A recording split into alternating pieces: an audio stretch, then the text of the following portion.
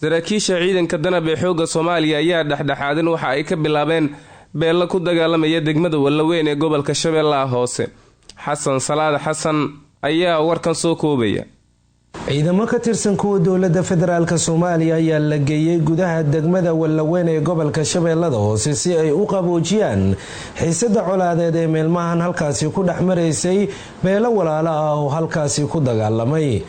saraakiil ka tirsan ciidamada dowladda Soomaaliya ayaa waxa ay ka hadleen dadaalka la doonayo in lagu qaboojiyo xiisada maleeshiya beeleed walaalaha oo ku dagaalamay degmada Wallaweyn ee gobolka Shabeellaha Hoose, taasi oo iskorimaadku sabab u noqday in ka badan 20 ruux ay geeriyoodaan. dhammaanteen waxaan saaran mas'uuliyadana saaran. anigu waxaan qaabilsanahay amniga, taliyaha amniga danabaanahay, waxaan qaabilsanahay amniga. saraakiilkan waa banduulkii guutada toddobaad saraakiisha mas'uulka ciidamada baana. waxaan rabnaa meeshan sidii nabadda ugu nooleedeen inaa loogu noolaado oo aysan ka dhicin in dad la gubo masaakiina, qof la qoorta laga jaro. dhibaatadaasi intan aan joogno anagu foolxumay nagu tahay, idinkan foolxumay nagu tahay. markaas soo hadlayeen aniga qabiilkiina ma aqaan wani sheegay qabiilna shaqo ku milay aniga.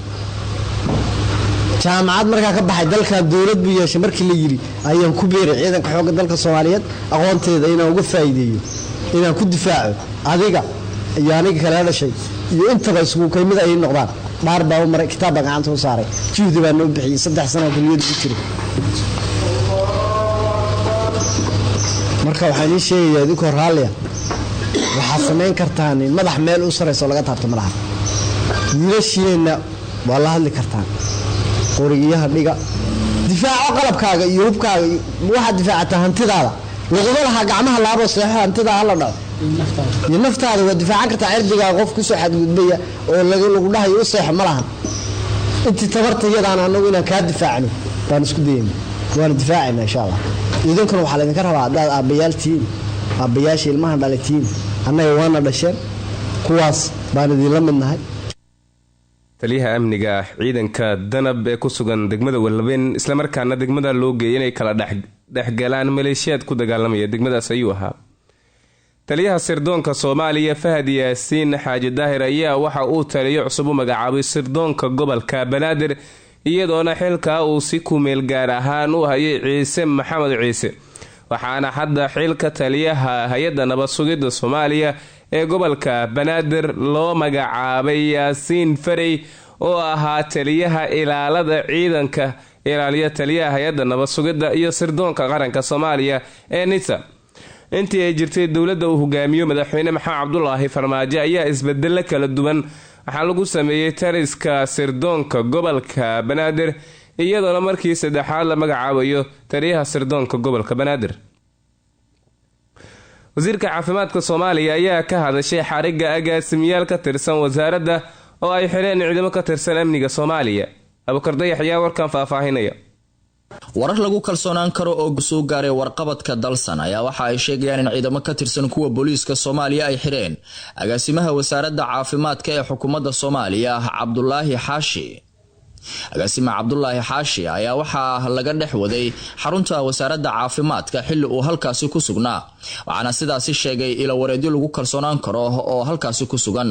warar kala duwan ayaa ka soo baxaya sababta loo xiray agaasimaha guud ee wasaaradda caafimaadka ee xukuumadda Soomaaliya, waxaana la sheegayaa inuu xarigiisa la xiriiro musuqmaasuq lacag loogu talagalay ka hortagga cudurka coronavirus oo ay hay'ado caalami ah dowladda Soomaaliya ugu deeqeen. 4 bishan ayay ahayd markii ciidamo ka tirsan kuwa booliiska Soomaaliya ay xabsiga dhigeen agaasimihii maamulka iyo maaliyadda ee wasaaradda caafimaadka xukuumadda Soomaaliya Maxamuud Maxamed Buule, kaas oo loo haystay musuqmaasuqa lacago loogu talagalay in lagula dagaalamo COVID-19 ama caabuqa coronavirus. wasiirka wasaaradda caafimaadka ee Soomaaliya Fuusiya Bikar Nuur oo la hadashay warbaahinta waxa ay sheegtay in ilaa iyo hadda aynan ogeyn sababta rasmiga ah ee ka dambeysa xariga agaasime Buule, waxaana ay sheegtay inuu socdo baaritaan. wasiiradu waxa ay tilmaamtay in muhiim ay tahay in agaasimuhu uu cadaalad helo isla markaana si wanaagsan loo baaro. in aan ugu warbixino xariga agaasimaha waaxda maamulka iyo maaliyadda ee wasaaradda caafimaadka maxamuud maxamed buulle oo ah agaasimaha waaxda maamulka iyo maaliyadda wasaaradda caafimaadka waxaa la xiray 4 abriil 2020 habeenkii fiidnimo maray saacadda ku aadaneed 9 ilaa iyo hadda wasaaradda lalama soo wadaagin sababta loo xiray waxaana socdo baaritaan badan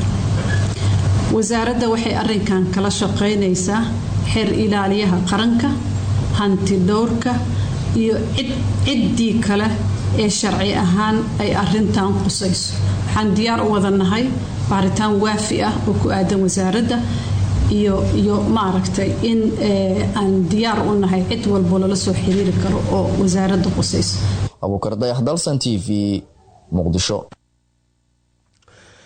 awkardayax waa uu mahadsan yahay madaxweynaha galmudug Axmed Cabdi Kaariye Qoorqoor ayaa magaalada Dhuusamareeb ku soo dhabeeyay madaxweynihii hore ee maamulkaas Axmed Ducaale Geelle Xaaf oo maalmihii u dambeeyay ku sugnaa magaalada Gaalkacyo Maxamed Cabdi Xasan Iidle ayaa warkan faahfaahinaya madaxweynihii hore ee dowlad goboleedka galmudug Axmed Ducaale Geelle Xaaf iyo wafdi ballaaran uu hogaaminayo ayaa maanta lagu soo dhaweeyay magaalada Dhuusamareeb ee caasimadda galmudug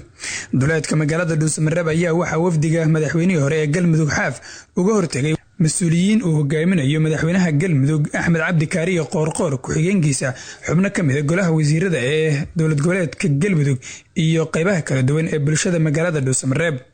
madaxweynihii hore ee galmudug Axmed Ducaale Geelle Xaaf oo ugu horeyn ka hadlay munaasabada soo dhaweynta ah ee loo sameeyay ayaa sheegay in hadda wixii ka dambeeyay galmudug ay tahay mid isla markaana aysan jirin galmudug kala qaybsan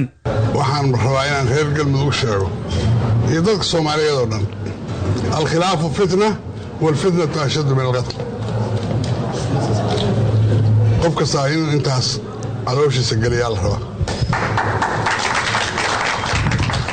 waxaan soo dhirtina iyo waxaan wax badanna maanaan maqlayn xoogaa yar bay ahaydoo kululaysee haddana waxaan rajaynayaa odagii waa tanasulay waa la tuurayaa la oran aad iyo aad baa idinku mahadnaqayaa soo dhoweynta madaxweynaha iyo madaxweyne ku-xigeenka iga raalli ahaada dadka ma tiri dhaqaan anugu wasiirada iyo xildhibaanada iyo saxaafadda iyo ummadda carrada joogto oo dhan kulligiin aad iyo aad baad mahadsantihiin sida quruxda badan noo soo dhoweyseen 60 kilomitir baad naga soo dhoweyseen arrin sahlan maaha ilaahay waxaan ka rajaynayaa galmudug inay raysato dadka kulligood galmudug inay raysataan loo baahan yahay galmudug dhibaatada inay sii haysto looma baahna anugu geed fadhi kaliya maahaye waxaan rabaa inaan iska fadhiyo galmudug maba ka tagaayaba xamar dambe uma socdo madaxweynaha galmudug Axmed Cabdi Kaariye Qoorqoor oo isaguna hadlay ayaa sheegay in muhiimadda aasaaska maamulkiisa oo ahaa in markaasi qof walba oo tabasho ka qaba galmudug loogu tago deegaankiisa tanina ay qayb ka tahay howlihii horay markaasi ay u ballan qaadeen waxa uu tilaabo lagu farxo oo galmudug horumar u horsoodi karta uu ku tilmaamay in uu markaasi tanaasulo Axmed Ducaale Geelle Xaaf madaxweynihii hore ee galmudug oo isagu sheeganayay muddooyinka dambe inuu yahay madaxweynaha saxda ah ee galmudug fadhigiisuna uu ahaa magaalada Gaalkacyo alxamdulilah salaatu wasalaam calaa rasuulillaah madaxweynihii hore galmudug Axmed Ducaale Geelle xildhibaanada senatarada madaxda qaybaha kala duwan ka soo qayb gashay munaasabadan dhammaan madax kasta halka lagu joogo assalaamu calaykum waraxmatullahi wabarakaatu salaan kadib dhammaan waxaan u mahad celinaynaa intii nagala soo qayb gashay munaasabadan aad iyo aad ku qiimaha badan iyo soo dhoweynta madaxweyne Axmed Ducaale Geelle aan ku soo dhoweynay maantay magaalada Dhuusamareeb caasimadda galmudug intii ka qayb qaadatay qof kasta kaalintii uu ku lahaa uga mahad celinaynaa intaas kadib maanta waxaan soo dhoweynay runtii madaxweynihii aabbihii galmudug oo taariikh iyo xusuus weyn ku leh galmudug isu keenay u tanasulay odatinimo aan horay galmudug u soo marin ka geystay maantay in halkaa la wada joogo sababteeda lahaa. sidoo kale wixii ugu dambeeyey ama odatinimadii iyo heshiiskii iyo tanasulkii ugu dambeeyey maantay u muujiyey galmudug oo runtii aan dhihi karno maanta waxay u tahay reer galmudug maalin taariikhi ah oo ay dhammaatay khilaafkii iyo waxaabii yararkaayoo jiray iyo haddii wax laga dhex fiirinaya galmudug dhexdeeda.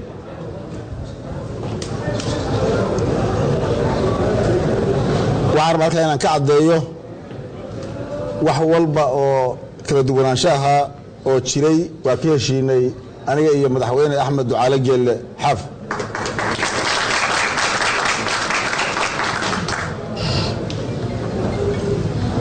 khilaaf iyo tabasho galmudug dhexdeeda ku hartana ma jirto. waa ilaahay mahaddiis aragtideennii bay ahayd, qorshaheennay ahayd inaan walaal kasta meesha uu wax ka tabanayo iyo si wax u tabanayo inaan ugu tagno. ninkii ugu muhiimsanaa oo galmudug sidaan hore u soo sheegnay ugu muhiimsanaana maantay ayuu galmudug u tanasulay, odatinimadiisii shalay lagu yaqaanana uu ka dhabeeyey.